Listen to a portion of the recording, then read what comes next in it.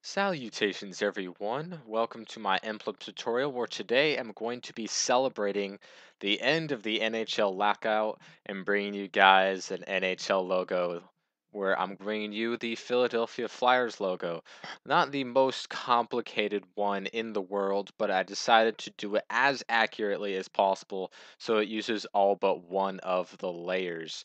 It was my first choice. I wanted to do the Los Angeles Kings in honor of them winning the Stanley Cup last year, of course, and them hopefully getting a chance to defend it this year.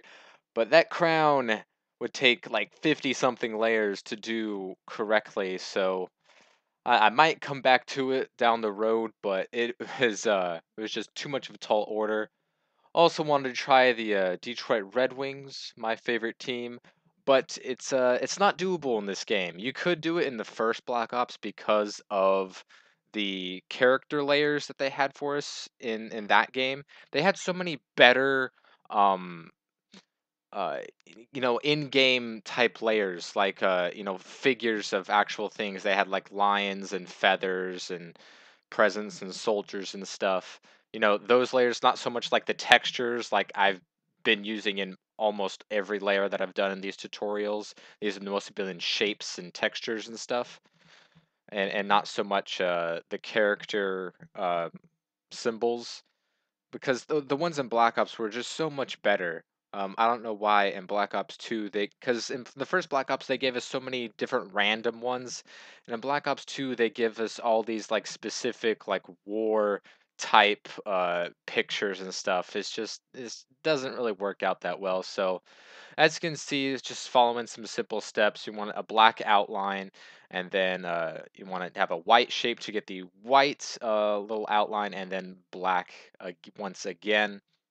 So just a few circles here at the beginning and the white line, and then some semicircles right here for the wings of the good old Philadelphia Flyers. And then we're going to go ahead and fill in the rest of it with some black rectangles.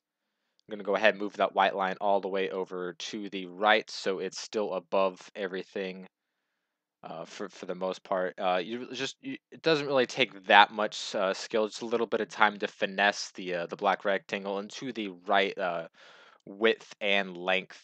So just a little bit of finagling going on there. Um, not really much skill needed. It takes a little bit of time, but it's not that difficult to pull this one off. And I know I like doing sports logos. I did a few in the first Black Ops. Haven't done any in my emblem tutorials yet, but here's my first one in honor of hockey season finally starting. So now, after the Super Bowl's over, we aren't just stuck watching basketball forever until baseball season finally starts.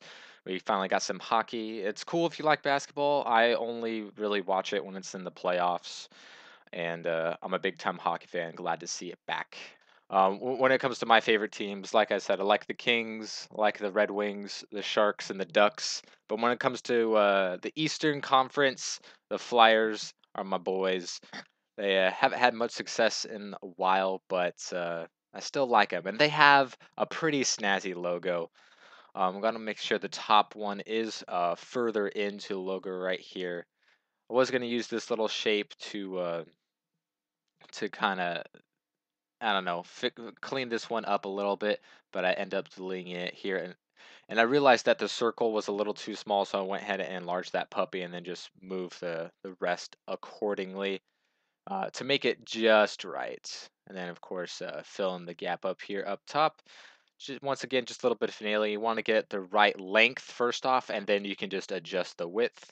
And there you have it. There's the Philadelphia Flyers logo. I always like having a title that matches it very well, so I chose the Swarm title.